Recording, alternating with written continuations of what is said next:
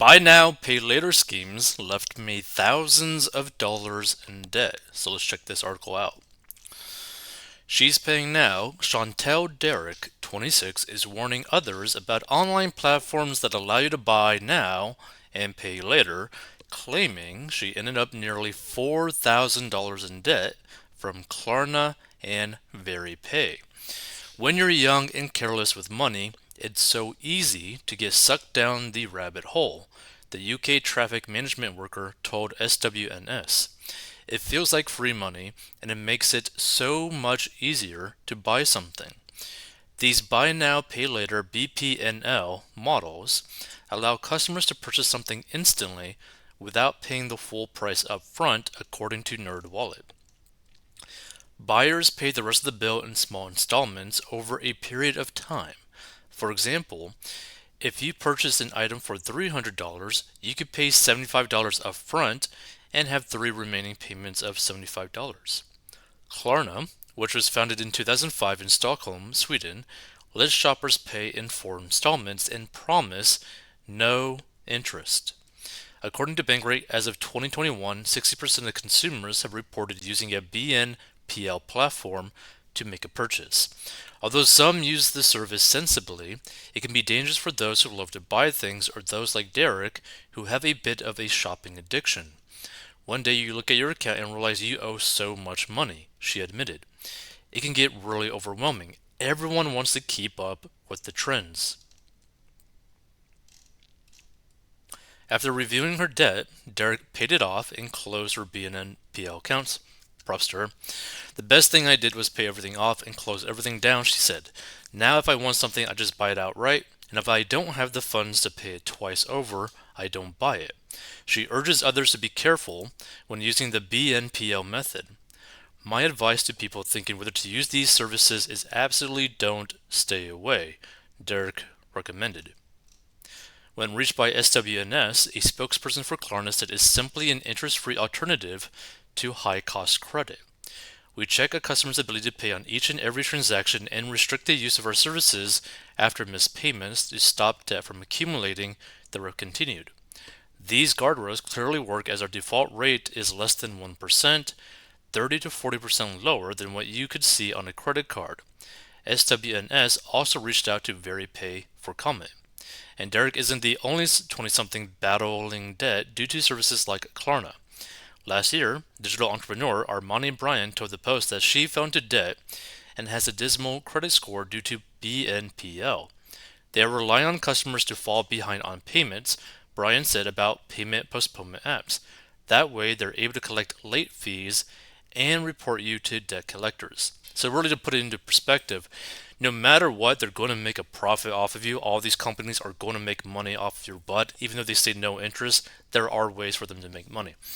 Now, the biggest issue in terms of the buy now, pay later apps is one, you can't afford which is usually typically the reason why you're going to use those apps. But two, it gets into a very scary situation if you're not careful, right? So let's use this green tea as an example, right? You do a buy now, pay later for like a case of these. You don't really think of it as like a couple of dollars. Then you do a buy now, pay later for like a phone. Then you do a buy now, pay later for like a new mic. Then you do a buy now, pay later for a new computer setup. Then you do a buy now, pay later for like a watch. And then like new glasses, maybe a shirt or hat. Like it starts to add up to where you're now at a point that all of your payments, your monthly payments that you owe, are basically more than what you're actually bringing in. Because you're thinking that you can afford it, like mentally in your mind, you're thinking that you can afford that item because, oh, that payment is so low, I can afford it. But it starts to add up like $5, $10, $20, $100, $50, $200. These things keep adding up and adding up and adding up to where you're not even making enough money to cover the payments, right? Regardless if it has zero interest or not. This is another reason why credit cards are scary. Now, credit cards are scary more so because of the interest, and you're just like constantly not getting that like the actual principal amount of the debt down because you're racking up so much interest because it's basically loan sharking. But this one, even this is scary for a lot of people because when you get into that situation where you start adding multiple and multiple payments, they just start to like snowball into like a huge amount per month.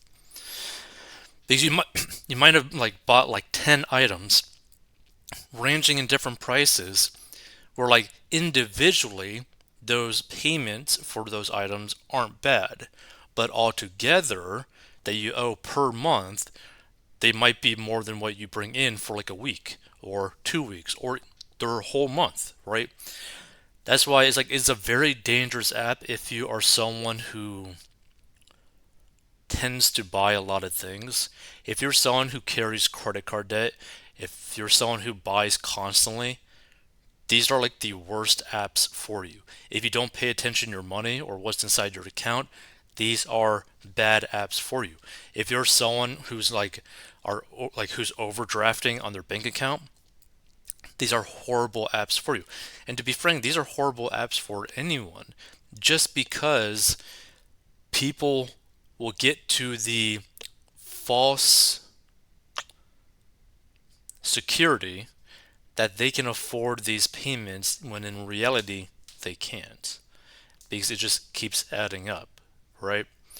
So just be very careful if you try to go and use these apps. Personally, my suggestion is to just not use any of these apps because if you're having to use one of these apps to buy an item, you're in a bigger financial problem than you realize because you need to make way more money and spend a lot less money if you're at the point where you are resorting to this sort of thing. Like, you can't afford these items. Like, anytime you use these, you can't afford these items. Like, and the real issue is like, if people end up using these to like keeping up with the Joneses so they get the new trends and whatnot, like that is so short lived, but like that purchase might last for like a year, right? Because you're paying it off for a year. So your money per month, your cash flow is being tied up probably in multiple different like places. And you can't do anything about it. Like I mean like this is also like the reason why I really don't like people having debt is that like your monthly cash flow gets depleted constantly, right? If you have multiple credit cards with like debt on it, like with money on it, where like you owe it, you're losing hundreds of dollars per month due to just interest, not even the principal. If you're doing this like buy now, pay later, you might have payments going out for multiple items that you might have bought like 6 months ago, but is still eating up your monthly cash flow. And like that is a really sucky situation to be in because you can't use that money that is coming in for something that you really need or really want to do to improve your life. Because if you got like a couple $100 from these buy now pay later apps going out, your money's kind of tied up, which is like a really sucky position to be in because like my whole thing when it comes to like personal finance, like I like the idea of being as free as possible so that you could do whatever you want. The problem with doing these buy now pay later, now you are contractually obligated to pay these for potentially months, if not a year or more, depending on the cost and the terms and whatnot. Which sucks. Like, who likes the idea of buying something one day and then like the next year you're still paying it off? Like, doesn't that like hurt you on the inside? Like, that would just like piss me off.